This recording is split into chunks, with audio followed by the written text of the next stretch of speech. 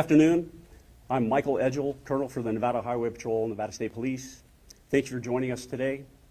We're here to provide information regarding the officer-involved shooting that occurred on June 10, 2026 on Interstate 11, northbound near the North 4th Street ramp in Las Vegas.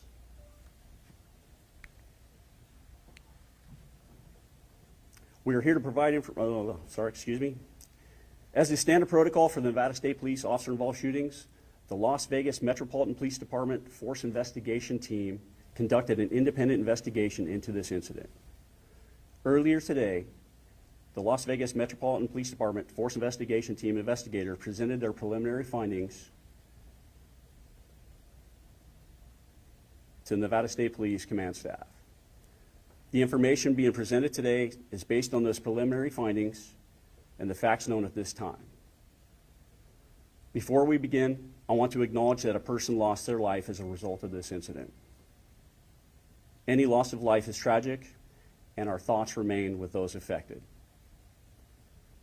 We will provide an overview of the incident, discuss the preliminary findings of the investigation, and present relevant video and photographic evidence associated with the event.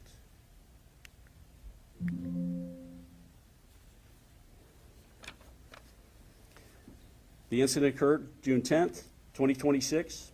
This is the second Nevada State Police officer-involved shooting of 2026. The investigation was conducted by the Las Vegas Metropolitan Police Department Force Investigation Team. Today's briefing reflects the preliminary findings of that investigation. The incident occurred on Interstate 11, northbound near the North 4th Street on-ramp in Las Vegas.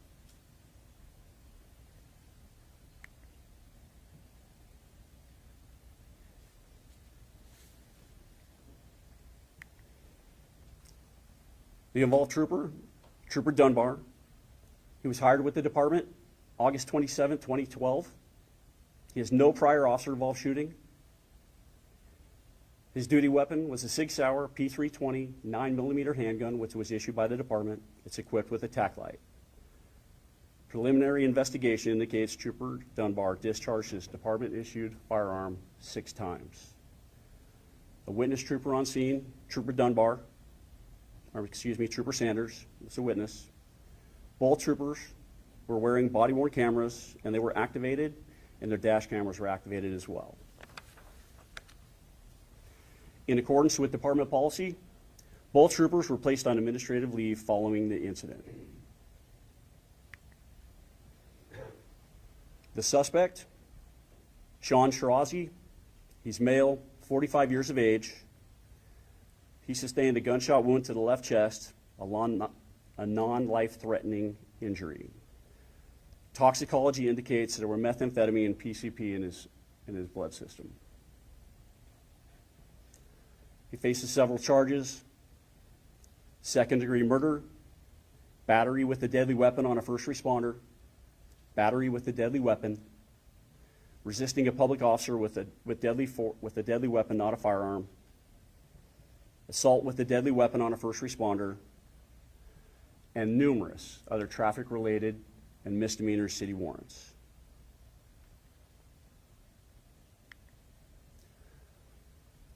Suspect Shirazi has an extensive criminal history in both California and Nevada.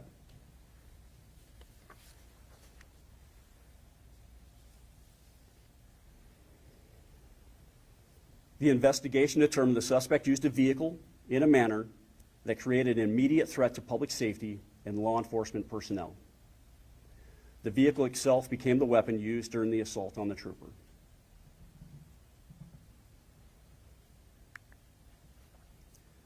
The decedent, Corinne Barnes, 40 years of age. Corinne Barnes sustained a gunshot wound and was later pronounced deceased at Dignity Health.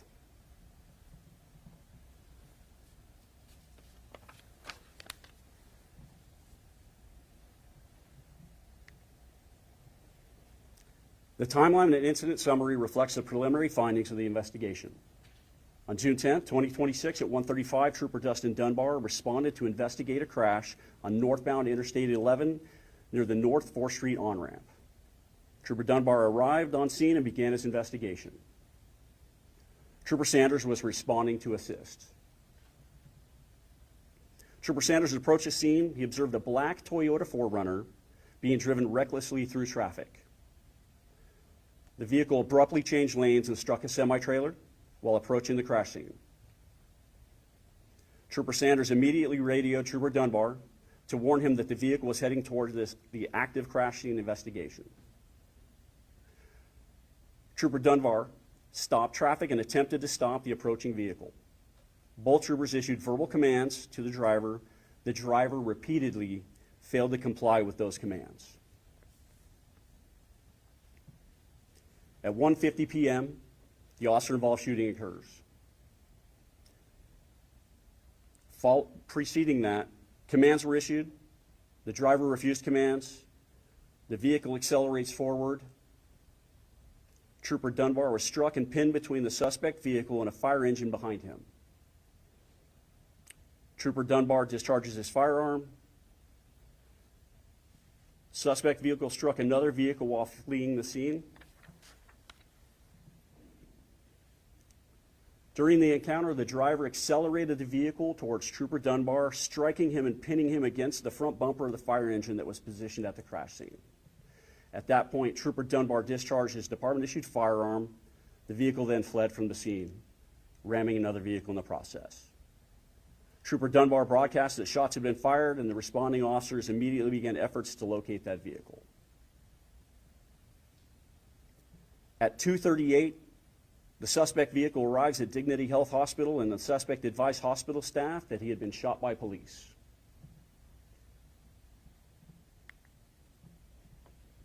Medical personnel located a passenger inside the vehicle suffering from a gunshot wound. The passenger was later pronounced deceased. The suspect was taken into custody and was transported for medical treatment. As reflected in the timeline, approximately 48 minutes elapsed between the officer-involved shooting and the suspect's arrival at Dignity Health Hospital. The investigation later revealed that suspect Shirazi stopped at a residence after fleeing the scene and before going to Dignity Health. He made a phone call to a family member. Shirazi stated that he had a deceased person in the vehicle.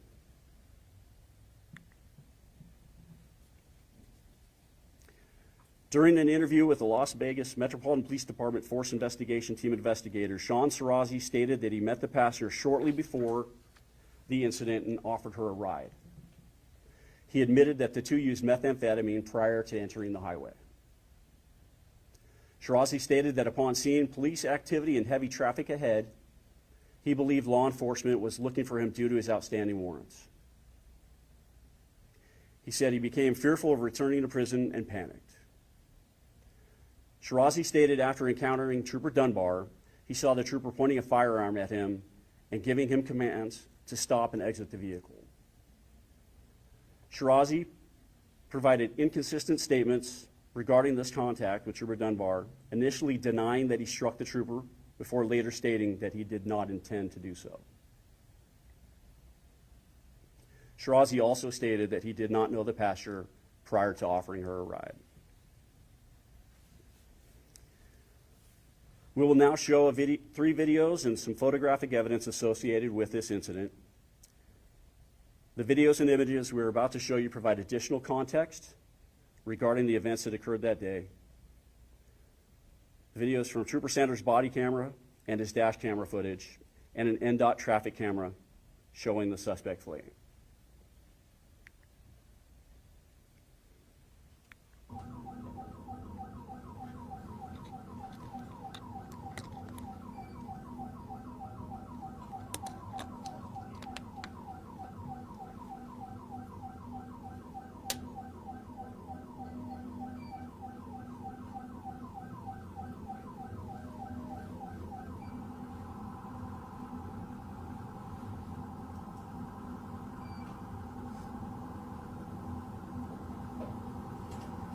Vehicle to the right side of the highway. To the right side of the highway.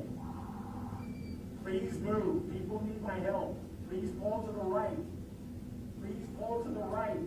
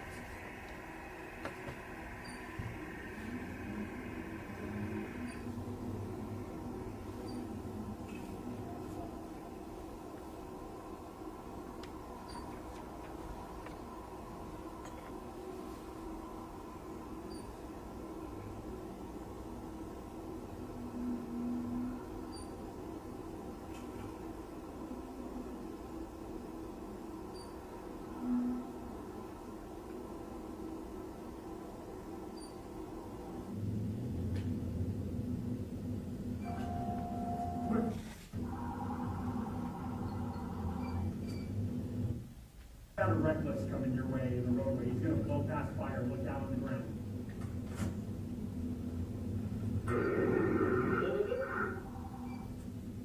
Reckless forerunner, right there. He's going to get you, man.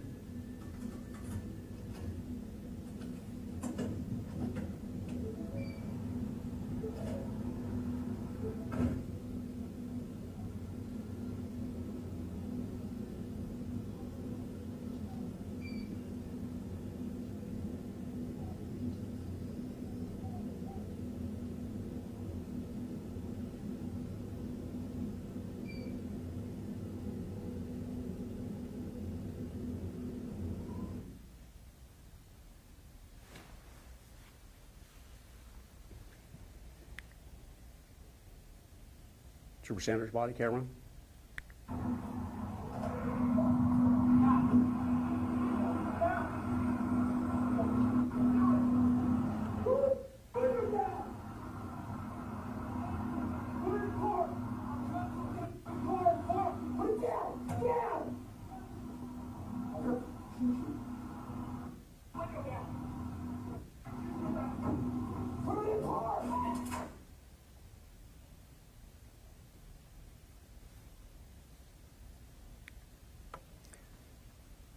Right after the officer-involved shooting, this is the suspect vehicle fleeing.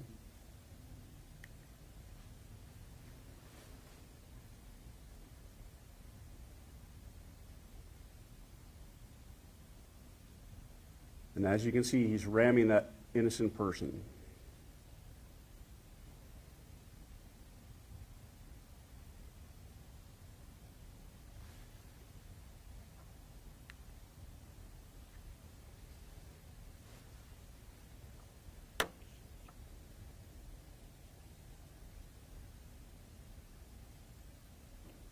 The information presented today reflects the preliminary findings of the investigation and the facts known at this time.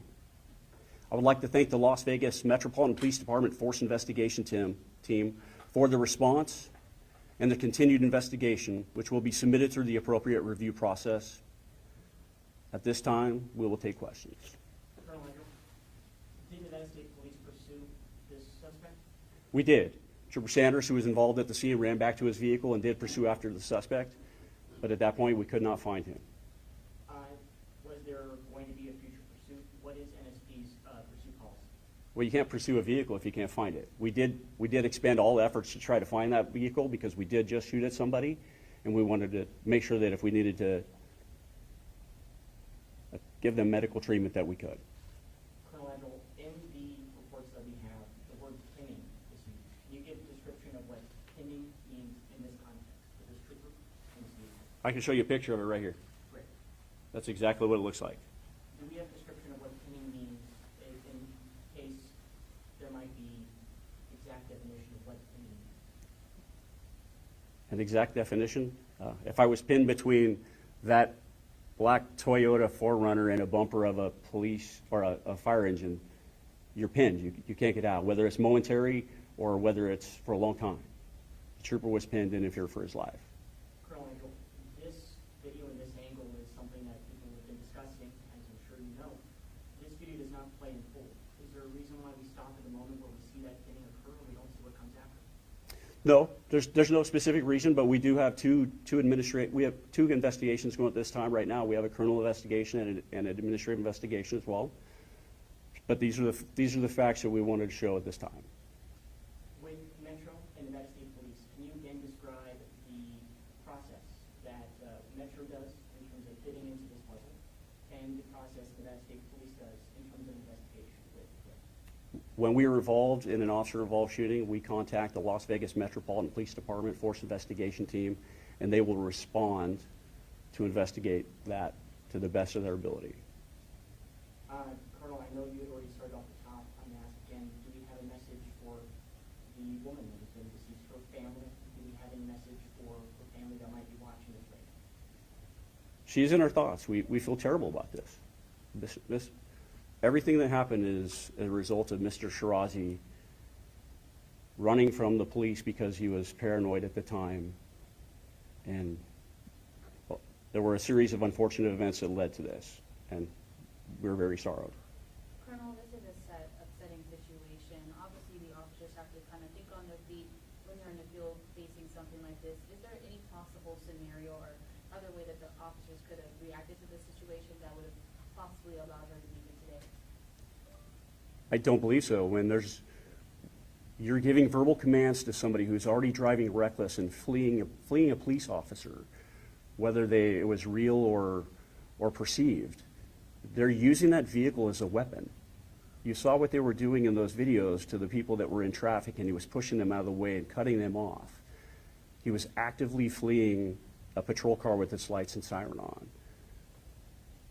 I don't think there's any other way around this when you're standing there giving somebody verbal commands to stop their vehicle and get out because they were such a hazard that they could have hurt somebody. Colonel, watching the video and looking over the material, as far as you and the United States Police season, did this go as policy dictates? I think this is the best case scenario that could have happened here. Unfortunately, we did have a loss of life, but it is the best case scenario. Colonel, you said that Shirazi went to a residence after the shooting occurred. What residence did he go to? Where in the valley did he go? And do you know why he went there? At this point, the only thing that I know is he went there to use a phone so that he could call a family member, and he stated that there was a deceased person in the vehicle. Is there an air part of the valley that he went to where this residence is? I don't have that information with me right now. I'll have to refer you to Metro for that. And what family member did he call? Was it a mother, father, brother, sister? I'll have to refer you to Metro for that as well. Do we have any further details on Corinne, the victim, like where he picked her up from? Obviously, you mentioned they didn't know each other, but where specifically he picked her up from? All we were told is preliminarily right before the freeway entrance. So somehow he picked her up, they ingested some methamphetamine, and then they got on the highway. Would you know that that area is predominantly has a lot of unhoused individuals? Is there any indication that she might have been unhoused? There is a possibility that she is. And again, the deceased and the suspect did not know each other. They did not know each other. Colonel, is there any details that we have from when Shirazi reached Dignity, what happened, what transpired there? Did he say anything that we know on the record to the hospital staff? Do we know that he had explained the situation at all to the hospital staff? Do you have any details from that? When he arrived at the hospital, he crashed into a wall, and when they came running out, he said he had just been shot by police. Colonel, the state trooper mentioned in the video that he needed to go help some people when he was asking the other person to get out of the way. Was he attending the incident involving the fire truck at the highway? Yes, that trooper was responding to assist at that crash scene. As you can see, we had traffic backed up. We were blocking a travel lane. There were EMS, there was fire there. We needed more people to help us with some traffic control. He was on his way to help people. To that specific incident? Yes, How are the troopers that were involved? they're doing well. Thank you for asking. What was the time frame between the shooting and arriving at the hospital? 48 minutes.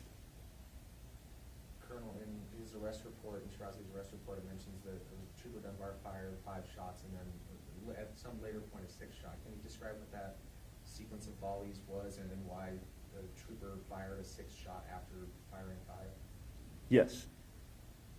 He initially, when he was struck by the vehicle, he had to stop that threat, so he utilized his firearm. And as you can see on the NDOT footage, when he left, he rammed another vehicle, and we were trying to stop him from hurting somebody else. So Trooper Dunbar fired that 6th shot after Yes. Shirazi was no longer pinned, you said? Yes. Okay. Colonel, in the report, the fire captain on scene and Sanders both say that they were surprised Dunbar was alive after what they had just seen with him being pinned. Can we get further description of what happened to Dunbar? Did he fall to the ground? Can you see that moment between the door and the fire truck? What happened to Dunbar physically after that? Did he was he still standing? Just so we have a better idea. He was still standing. When he was hit by the vehicle, he was pinned between the black Toyota 4Runner and that fire engine, and he spun out. And he was kind of forced out in the direction that the Toyota 4Runner was going. My last question would be, are you guys essentially handing over the investigation to Metro? Like, how do you guys play a part in this? Is it them handling it further? How do you guys coordinate as far as this investigation goes? So the Metropolitan Police Department, Force Investigation Team, they will handle the entire criminal investigation. What we do as the leadership team, we will provide them a liaison and provide them every bit of evidence or information that is needed for their investigation. Colonel, it sounded like in Trooper Sanders' body camera footage, it sounded like there was a moment where one of the troopers said, "I'm going to shoot you." Can you speak to that as to what was said there and maybe explain why the trooper was saying that there? We were giving him a warning that if he didn't stop, we had guns pointed at him, and he was had a lethal weapon he was driving. We have an obligation to tell you what could happen.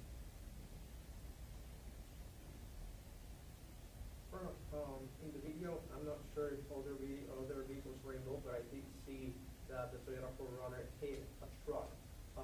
Do you know at this time how many vehicles were involved in this whole incident? I do not know. I believe there's the semi, and then there's that other vehicle. I have time for one more question. Is there any injuries for that second sedan that was hit when it was pushed all and moved over to the next lane as Shirazi was trying to get out of the way? Any injuries to the occupants of that vehicle? I believe there were claimed injuries at this time. So at this time, I would like to thank you all for coming, and have a good rest of your evening. Thank you very much.